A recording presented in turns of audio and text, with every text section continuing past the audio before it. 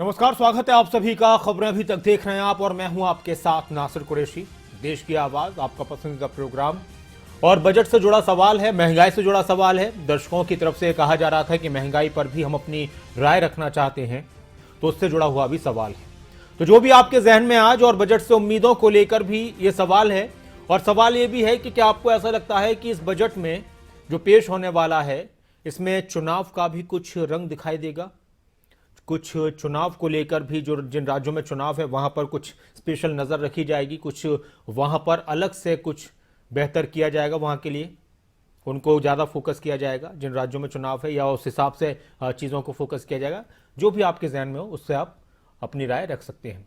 तो सवाल आपके सामने एक बार, और उसके बाद जो भी आपको लगता है, आपकी राय क्या है, आपका सजेशन क्या है, आपकी मांग क्या है। आम बजट से आम लोगों को उम्मीद क्या है? आम लोगों की बात की जाती है आम बजट में, तो होता सभी के लिए। कैसा होना चाहिए देश का बजट? सवाल आपके सामने, और आपकी राय क्या है? क्या बजट में दिखेगी चुनाव की झलक, चुनावों की झलक दिखेगी, चुनाव की छाप दिखेगी बजट में? शिक्षा के लिए बजट में क्या और बेहतर कुछ प्रावधान होना चाहिए, ज्यादा अमाउंट होना चाहिए? और सबसे अहम सवाल कि क्या बजट में महंगाई से राहत का फॉर्मूला निकलेगा? कोरोना के बीच हेल्थ सेक्टर पर कितना फोकस रहेगा, इस पर ज्यादा लोगों की नजर रहेगी हेल्थ सेक्टर को लेकर। तो कोरोना का संकट अभी बरकरार है, तो उसको लेकर क्या लगता है आपको? राम जी भाई हमारे एक दर्शक हमारे साथ हैं गुजरात से। स्वागत है आपका राम जी भाई, नमस्कार, क्या कहेंगे? नमस्कार सर जी राम जी भाई कहिए। बजट अच्छा होना चाहिए। जी सर। सरकार पहले पेट्रोल डीजल का दाम करना चाहिए, तभी महंगाई कम होगी। पेट्रोल डीजल को जीएसटी में लाना चाहिए जी। बजट में, ऐसा आम लोगों को राहत हो, देश के किसान को फायदा हो। स्कूल कॉलेज अच्छा बनाना चाहिए जी। जनता के पैसे से सरकार चलती है, देश की जनता का हक है। सरकार पूरे देश की जनता का फायदा करे, ऐसा बजट लाना चाहिए। आपका धन्यवाद सर। शुक्रिया, आप हमारे साथ जुड़े, और आप भी जुड़ सकते हैं। जो भी आपके जहन में है, सवाल आपके सामने है। आम बजट से उम्मीदें क्या हैं? क्या इस बजट में चुनाव की झलक दिखेगी?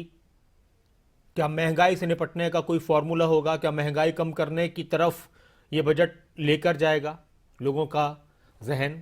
और महंगाई क्या कम हो सकती है चुनावों की वजह से? मास्टर आर के कालिया साहब भी हमारे साथ हैं। स्वागत है आपका मास्टर साहब, नमस्कार। नासिर भाई आदाब। आदाब मास्टर साहब, कहिए। ये मुद्दा पहले भी चर्चा में आ चुका है। खैर जी सर। जो ये घोषणा करते हैं वो खरी तो उतरती नहीं।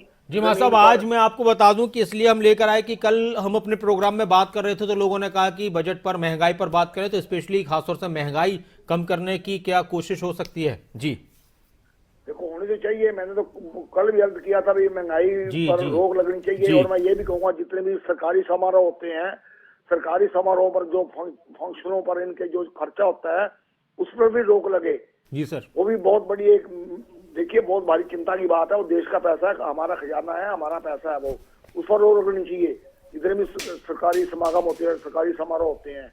और मैंने पहले भी अर्ज किया था, जो पुरानी पेंशन बहाल की जाए, कम से कम जो मुलाजम लोग हैं उनके परिवारों को राहत मिले। और महंगाई तो कम होनी ही चाहिए, महंगाई के बिना तो बात नहीं बनेगी। ठीक है सर, शुक्रिया, आप हमारे साथ जुड़े, और आप भी जुड़ सकते हैं। आपके जहन में क्या, आप क्या चाहते हैं, आपको क्या लगता है कोरोना के बीच हेल्थ सेक्टर पर कितना फोकस होना चाहिए? ये बड़ा एक अहम विषय है। लोग परेशान हैं बीमारियों से भी, और बहुत सारी जगहों पर इलाज नहीं करवा पाने की वजह से भी। तो क्या इसको और मजबूत करना पड़ेगा? शिक्षा के क्षेत्र में ऑनलाइन पेपर्स हैं, ऑनलाइन परीक्षाएं हैं, ऑनलाइन पढ़ाई है, तो क्या उसको लेकर भी अब नए सिरे से कुछ और बेहतर करने की कोशिश होनी चाहिए? और इस सब के अलावा महंगाई से कितनी राहत मिलने की उम्मीद है? क्या इसलिए उम्मीद जताई जा सकती है कि चुनाव हैं 5 राज्यों में, और उत्तर प्रदेश जैसे अहम राज्य में चुनाव है, तो क्या महंगाई कम करके राहत दी जा सकती है? सुदेश जी हमारे एक दर्शक हमारे साथ हैं रोहतक से। स्वागत है आपका सुदेश जी, क्या कहेंगे? हेलो जी सुदेश जी, आप जुड़ चुके हैं कार्यक्रम में, स्वागत है। हेलो जी, आपकी आवाज आ रही है मैम, बोलिए, क्या कहना चाहती हैं आप? हेलो आपकी आवाज आ रही है सुदेश जी, आप टीवी पर जुड़ चुकी हैं, क्या कहना चाहती हैं आप बजट के सवाल पर, महंगाई के सवाल पर? चलिए शुक्रिया, आपने कोशिश की, आपकी आवाज आ रही थी, शायद आप नहीं सुन पा रही थी, लेकिन आप फिर से ट्राई कीजिए सुदेश जी। और आप भी जुड़ सकते हैं। वो सवाल जो आप चाहते थे वो आपके इस प्रोग्राम में, आपके पसंदीदा प्रोग्राम में, आपके चैनल खबरें अभी तक पर, आपकी आवाज, देश की आवाज। तो तो बजट को लेकर आप क्या कहना चाहते हैं? कितनी उम्मीद है बजट से, कितनी राहत की उम्मीद है? और इसके अलावा आपके कॉल्स भी लगातार आ रहे हैं, लेकिन कुछ और लोगों से हमने बात की, हमारे रिपोर्टर्स ने बात की, उन्होंने क्या कुछ उम्मीदें जताई हैं, उन्होंने क्या कुछ उनकी तरफ से मांग की गई, वो भी एक बार सुन लेते हैं। सरकार को चाहिए कि बुआई के टाइम में उसको बढ़िया से बढ़िया अच्छी वैरायटी, अच्छे बीज उपलब्ध कराए। उसके बाद उसको खाद की ज़रूरत पड़ती है। जैसे कि आप सबको पता है कि पूरे हरियाणा का ज़मींदार जो है ना, जगह जगह मंडियों में प्राइवेट डीलरों पे उस पर धक्के खा रहा है। सारा दिन लाइन में लग के भी उसको 2-2 कट्टे नहीं मिल रहे। इतनी भारी दुर्दशा है बिना खाद के। ये तो सरकार को अच्छी तरह पता है कि बिना खाद के फसल कैसे हो। महिलाओं के लिए रसोई घर का खर्चा चलाना तो बहुत ही मुश्किल हो गया है। आजकल हमारा बजट चलाने के लिए, खर्चा चलाने के लिए हमें बहुत ही ज्यादा परेशानी हो रही है, क्योंकि इनकम के सोर्स बहुत कम हो गए हैं। और साथ ही साथ हम निर्मला सीतारमण जी जो पेश करने वाली है बजट, हम उनसे रिक्वेस्ट करना चाहेंगे, रसोई गैस के दाम जो 1000 तक पहुंच चुके हैं, जो पहले 400 के करीब थे, हम चाहते हैं कि उसके दाम कम कर दिए जाए, ताकि हमारे को घर का खर्चा चलाने में थोड़ी सी आसानी हो। हमारे घर का खर्चा हम बहुत ही मुश्किल से चला रहे हैं। इसके साथ साथ और भी सब्जियों के दाम, हर चीज के दाम इतने बढ़ते जा रहे हैं कि हम आज घर का खर्चा चलाने में बिल्कुल नाकामयाब महसूस कर रहे हैं। और हम निर्मला सीतारमण जी से और इस सरकार से बार बार यही कहेंगे, इस बजट में कुछ ऐसी। और अब हमारे साथ कैप्टन जसपाल जी भी जुड़ सके हैं। स्वागत है आपका कैप्टन साहब, नमस्कार। डॉक्टर साहब राम राम। जी राम राम सर। डॉक्टर साहब ऐसा है कि मैं MSc एग्रीकल्चर हूँ और मुझे इस देश के बड़े से बड़े सैन्य फार्म को चलाने का अवसर प्राप्त हुआ। जी सर। और उसका मतलब ये था, और वो इतने नुकसान में होते थे, पड़ोसियों से इतने दुखी रहते थे कि वहाँ पे वो अफसर को पीटना, चौकीदारों को कत्ल करना मामूली बात। मतलब कहने का ये है कि जब खेती में 11 गुना ज्यादा पैदावार हुई, जी सर, तो ना भूसा खरीदना पड़ा, ना राशन खरीदना पड़ा, लोगों को काम मिला, कॉस्ट ऑफ प्रोडक्शन लो हुई और फार्म प्रॉफिट में चला गया। अपनी गाड़ी और ड्राइवर को बैठते ही पहले दिन सर्कुलर डिक्लेयर कर दिया कि भाई खेती जो है डोले डोले घूमने से होगी, खर्चा करने से नहीं होगी। अगर ये अपने खर्चे कम नहीं करेंगे, इंसानियत से गरीबों की तरफ नहीं सोचेंगे, इनके दिल में दया नहीं होगी, तो फिर झूठ फरेब और धोखे से बजट नहीं बनेगा। जी। अब आप सिर्फ सब्जी पे आ जाइए, भाई एक MSP चाहिए और एक MRP चाहिए कि भाई 20 रुपए से नीचे आप सब्जी किसान से नहीं खरीदोगे, 40 से ज्यादा नहीं बेचोगे। उससे 4 रुपए में खरीदते हैं, बेचते 120 रुपए में है। ये चीजें हैं, लेकिन ये सब मिडिलमैन की सरकार होने के कारण ये सब इस गवर्नमेंट को फाइनेंस करते हैं। मैं तो हाथ जोड़ के इनको, आप देश को बताइए, इनको काम नहीं आता है। इनको जो काम आता है लड़ाने बढ़ाने का, वो बहुत बढ़िया कर रहे हैं, इनसे बढ़िया कोई नहीं कर सकता। नमस्कार। शुक्रिया, आप हमारे साथ जुड़े और आप भी जुड़ सकते हैं। एक और दर्शक हमारे साथ हैं, उमा जी हैं। स्वागत है आपका उमा जी, क्या कहेंगे? नमस्कार जी। नमस्कार उमा जी, कहिए। अभी कैप्टन साहब ने जो बोला है वो इन्होंने बहुत सही बोला है, क्योंकि जो एक किसान है, जब वो खेत से उस चीज को मंडी तक पहुंचा रहा है, कह रहे जी तेल के दाम बढ़ गए हैं, लेकिन उसको वो क्या, वो जो गाड़ी में लेकर के आया उसको उसका पैसा मिला? वो तो उसने अपनी जेब से दिया ना। जब उसकी फसल मंडी में आती है तो वो उसके कोयले के भाव बिकती है उसको जब हम दुकान में लेने जाते हैं तो वो उसके 10 गुना ज्यादा हमारे को रेट मिलते हैं, हम खरीदते हैं। तो ये तो कोई एक वो सच्चाई नहीं है। और हम ये बोलते हैं 70 साल में सरकार ने क्या किया, लेकिन मैं कहती हूँ कि कांग्रेस राज में कम से कम 450-500 तक का तो सिलेंडर था, इन्होंने तो 1000-1100 रुपए का कर दिया। इन्होंने उज्ज्वला योजना चलाई है, वो बेचारे पछता रहे हैं जिन्होंने, वो गरीबों ने वो उज्ज्वला योजना के तहत सिलेंडर लिए थे, आज वो पछता रहे हैं बेचारे कि हमें 1000 रुपए का सिलेंडर कैसे खरीदे हैं। कम से कम वो लकड़ी कंडे जला करके अपना चूल्हा तो रोटी तो अपनी सेक रहे थे, उनके लिए वो अच्छा था। लेकिन उन्होंने उन्हें भी बेकार कर दिया कि नहीं जी तुम लोग गैस सिलेंडर जलाओगे है। आज वो 1000 रुपए 11 रुपए में बिक रहा है ना। ये सरकार को शर्म आनी चाहिए। आप लोग 70 साल के लिए रो रहे हो,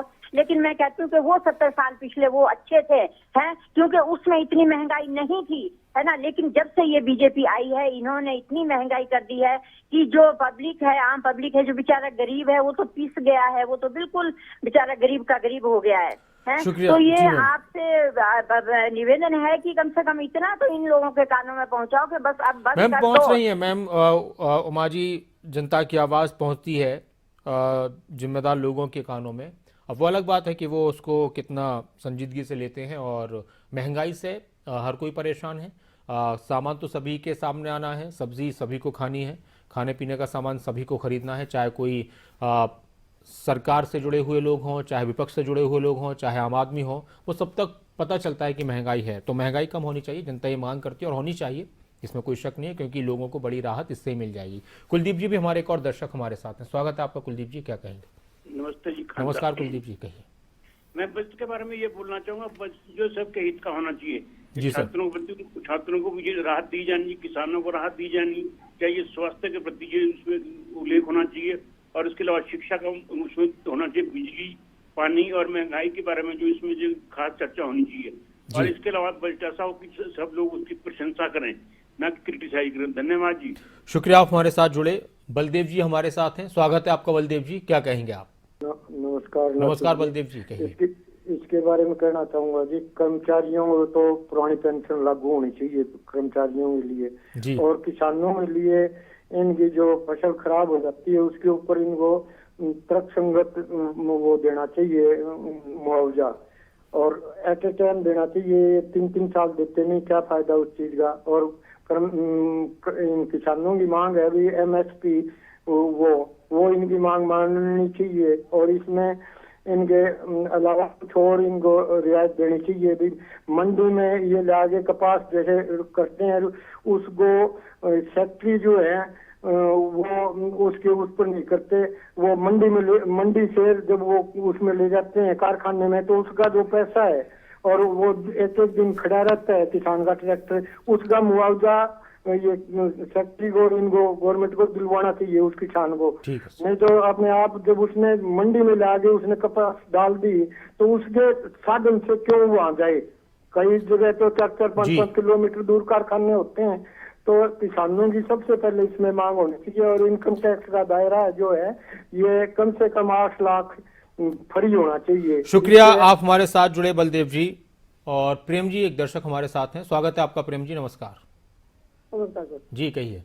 तो मैं बोल रहा हूँ कि देश में बजट पर, शिक्षा पर, हेल्थ पर, ये सब चीज पर बहुत ज्यादा जोर होना चाहिए, क्योंकि इस जोर होने से देश की जो आर्थिक होती है। दूसरा, मैं आपसे पूछ रहे हैं सर कि कैसे घटे, टैक्स इतने हो गए हैं, सारी चीजें इतनी हो गई है।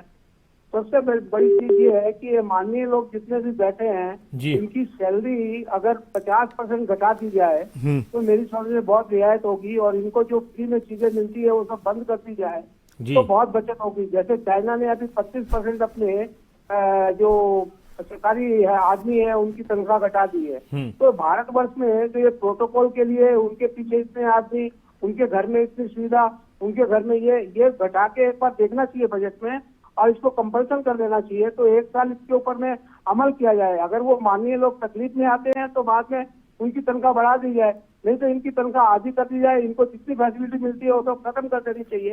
अच्छी जगह में, जितने बड़ी जगह में जहाँ पूरा गाँव का गाँव रह सकता है, वहाँ पे ये 2 आदमी रहते हैं, ये भी उचित नहीं है सर। लेकिन कहने का मतलब क्या है कि ये चीज को कोई सुनेगा नहीं। अब रह गई कि मिडिल क्लास कितना चिल्लाएगा, कितनी टैक्स अगर कलेक्शन नहीं होगा तो गवर्नमेंट नहीं चल सकती। अच्छा, पाँव उतने पसारने चाहिए जितनी चद्दर होती है। ये इतने बड़े हेलीकॉप्टर के पैड बना रहे हैं, इतनी जगह प्लेनों के लिए ये बना रहे हैं, ये सब बना रहे हैं, तो सर उसमें उतना सोचना चाहिए। ठीक है सर, शुक्रिया, आप हमारे साथ जुड़े प्रेम जी। और एक और दर्शक है हमारे साथ, कमलकांत वर्मा जी हमारे साथ हैं कैथल से, स्वागत है आपका वर्मा जी। जी, मैं कमलकांत वर्मा जी सर से। जी, मैं प्रदेश अध्यक्ष हूँ मूल निवासी संघ का। जी सर। जी, मैं SC BC के बारे में बात करना चाह रहा था। अब वैसे तो सवाल दूसरा है, लेकिन आप नहीं जी हाँ, कहिए। मैं इसके बारे में ही बात है। जी, मैं जी। इसमें ना क्रीमी लेयर के बारे में बात करना अच्छा चाह रहा अच्छा था। अच्छा। भी क्रीमी लेयर खत्म की जानी चाहिए। जो जी। क्रीमी लेयर लगाई है जी। वो 8 लाख रुपए कर रखी है, वो नहीं होनी चाहिए। हम्म। हरियाणा में तो बल्कि 6 लाख रुपए कर दी है। ये 8 लाख रुपए की बजाय ये बिल्कुल बंद कर देनी चाहिए क्रीमी लेयर, जी। ताकि एससी बैसी को पूरा उनका हक मिल सके। शुक्रिया, आप हमारे साथ जुड़े वर्मा जी, और आप भी जुड़ सकते हैं। एक और दर्शक है हमारे साथ, पवन जी हमारे साथ हैं और सवाल आपके सामने है। स्वागत है आपका पवन जी। नमस्कार सर। नमस्कार पवन जी, कहिए। महंगाई जो है ये गरीब के लिए भी है और अमीर आदमी के लिए भी है। जी बिल्कुल। ये तो सिलसिला चलता रहेगा। सबसे जरूरी अहम बात यह है कि शिक्षा के क्षेत्र में जी जब बच्चियों को पढ़ाने की बात आती है तो जी सर। उनको एडमिशन किसी भी सेक्टर में करवानी होती है तो वहाँ जी। लाखों की फीस, 5 साल का कोर्स में 25 लाख, 20 लाख, 30 लाख, एक गरीब आदमी कहाँ से लाएगा? तो ये कहते हैं जी, गवर्नमेंट कहती है कि बैंक लोन ले लो, एजुकेशन लोन ले लो। भाई साहब, गरीब आदमी को कोई लोन नहीं देता, चाहे जितना मर्जी आप करो, सरकारें जी। जो मर्जी कहती रहें। और ये गवर्नमेंट कहती है जी बैंक में जाओ, ये करो, कुछ नहीं होता। तो मेरा कहने का भाव अर्थ ये है कि अगर ऐसा है तो शिक्षा के क्षेत्र में जो है सबसे बढ़िया ये है कि यहाँ फीस जो है वो या तो लड़कियों की माफ की जाए। कहने को ये कहते हैं जी फीस लड़कियों की माफ है, मगर ऐसा हकीकत में नहीं है। तो शिक्षा के क्षेत्र में सोचना चाहिए। धन्यवाद। शुक्रिया, आप हमारे साथ जुड़े और आप भी जुड़ सकते हैं। सवाल आपके सामने, आम बजट से लोगों को कितनी उम्मीद है? आम लोगों को कितनी उम्मीद है? क्या चाहते हैं? कैसा होना चाहिए देश का बजट? क्या बजट में दिखेगी चुनाव की झलक? चुनावी राज्यों के लिए या चुनावी राज्यों में फायदा मिल जाए तो इसका कुछ एहसास बजट में, या फिर महंगाई को कम किया जाएगा ताकि सभी को इससे राहत मिले और चुनाव को लेकर भी सोचा जाए। शिक्षा के लिए बजट में क्या होना चाहिए? कुछ और अलग से प्रावधान होने चाहिए, स्पेशली कुछ होना चाहिए, बजट बढ़ाया जाना चाहिए, ज़्यादा बजट बढ़ाया जाना चाहिए। और हेल्थ सेक्टर को, उस पर कितना फोकस रहेगा? और सबसे अहम सवाल, क्या महंगाई को कम करने के फॉर्मूले के इम्कान हैं?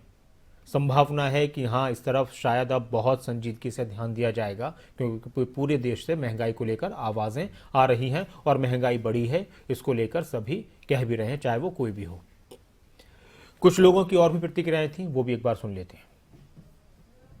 प्रोजेक्ट हमारे अनकम्प्लीट हैं, उनको पूरा करने के लिए कोई विशेष प्रावधान डाला जाए, उसके लिए विशेष कोई पैकेज दिया जाए। दूसरा, जितने हमारे कमर्शियल्स हैं उस पर जीएसटी 12% है, तो हम सरकार से ये भी उम्मीद करते हैं कि उस जीएसटी को घटा के 5% कर दिया जाए, ताकि रियल एस्टेट में एक नई तरह की चाल दिखाई दे। इस बार के बजट से हमें ये उम्मीद है कि हमारा infrastructure, GDP growth and supply chain में काफ़ी काम होना चाहिए, जिसकी वजह से हमारे जितने भी नौजवान हैं उनको रोजगार का अवसर प्राप्त हो।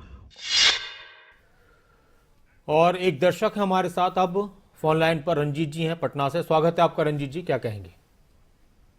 सीनियर सिटीजन के लिए बजट में जी कुछ विशेष व्यवस्था होना चाहिए, जैसे कि वो रोजगार और व्यापार कर नहीं सकते हैं जी, तो उन लोगों का ब्याज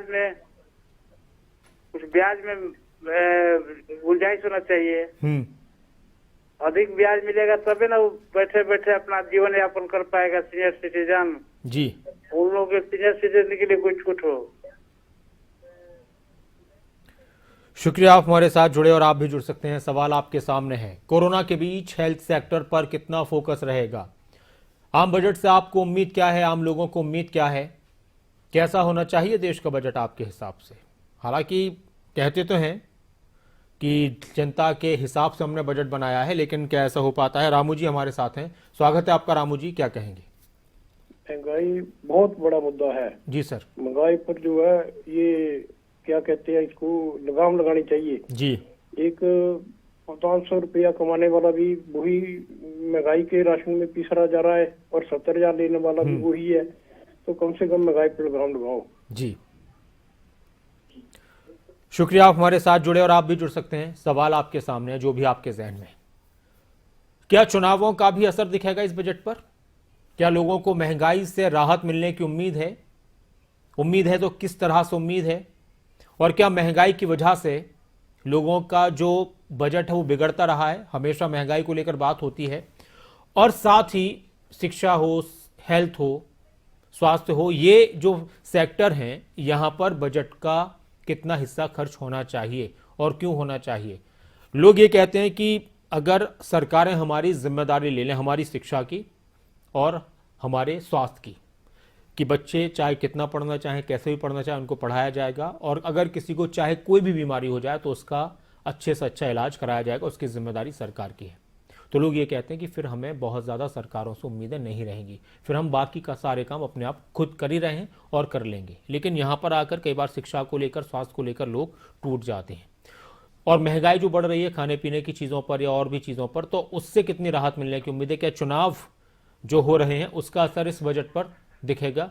कुछ और भी लोगों की प्रतिक्रियाएं हमने ली थी, उनका क्या कुछ कहना था वो भी सुनते हैं।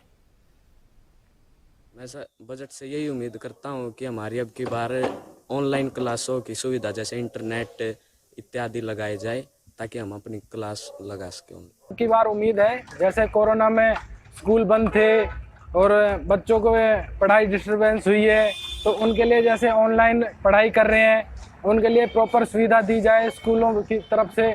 और सरकार से भी उम्मीद है कुछ ना कुछ बच्चों के हित में भी अच्छी वो करे, स्कॉलरशिप का भी इंतजाम करे ताकि पूरी पढ़ाई मिल सके गरीब बच्चों के लिए भी।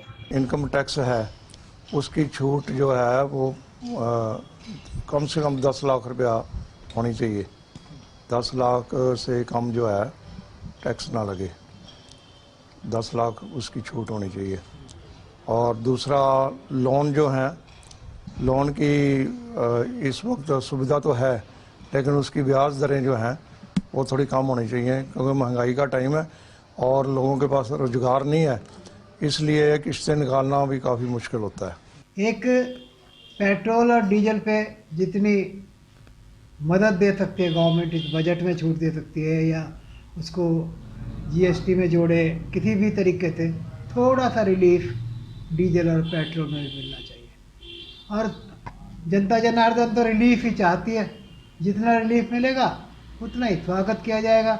लेकिन सरकार को ये भी बात ज़रूरी है कि पैसे की ज़रूरत भी बहुत होती है, रेवेन्यू जुटाना भी बहुत पड़ता है, लेकिन साथ साथ जनता जनार्दन की सुविधाओं की तरफ जितना बजट बिखेरेगा अपने में से, उसका जनता को फायदा मिलेगा। व्यापारियों की हालत बद से बदतर हो गई है, खास तौर से कपड़ा व्यापारियों की। तो मैं केंद्र में सरकार से अपील करता हूं कि अब की बार जो बजट पास किया जाए तो व्यापारियों की तरफ खास तौर से ध्यान दिया जाए, उनके टैक्स के ऊपर राहत दी जाए। उनको जैसे भी राहत दी जाए, जितनी भी राहत दी जाए उतनी थोड़ी होगी, क्योंकि 2 साल में ये जो जख्म, जो एक छोटा सा नासूर था वो बड़ा जख्म बन चुका है और बहुत परेशान है व्यापारी वर्ग। तो उसको जितनी भी ज्यादा से ज्यादा राहत दी जा सके उतनी कम होगी। हमारी और पब्लिक की ये एक्सपेक्टेशन है कि मेडिसिन पे जीएसटी घटना चाहिए, सस्ती से सस्ती मेडिसिन अच्छी क्वालिटी की पब्लिक को प्रोवाइड की जानी चाहिए। गवर्नमेंट की तरफ से भी ये होना चाहिए कि पब्लिक, खासकर बूढ़ों और बच्चों को इसका सबसे ज़्यादा बेनिफिट होना चाहिए। जो बच्चों की मेडिसिन है उस पर जीएसटी नहीं होना चाहिए, बच्चों की मेडिसिन पे जीएसटी फ्री होना चाहिए। और बुजुर्गों के लिए जो मेडिसिन है, अगर कोई स्पेशल मेडिसिन है तो उन पे भी जीएसटी पे रिबेट मिलनी चाहिए। बहुत से लोग इस वक्त टीवी पर सुन रहे होंगे, देख रहे होंगे, और एक बात, मुद्दों को लेकर जब बात होती है कि इस मुद्दे पर बात हो, महंगाई पर, किसानों पर, शिक्षा पर, स्वास्थ्य पर, और जब हम इस तरह के मुद्दों को लेकर सवाल आपके सामने लेकर आते हैं तो आपने महसूस किया होगा, और ऐसा होता है कि कॉल्स थोड़े से कम आते हैं लेकिन थोड़े से कम हो जाते हैं। जब थोड़े तड़कते भड़कते मुद्दे हों, राजनीतिक मुद्दे हों, तो उस पर लगातार कॉल्स आते हैं।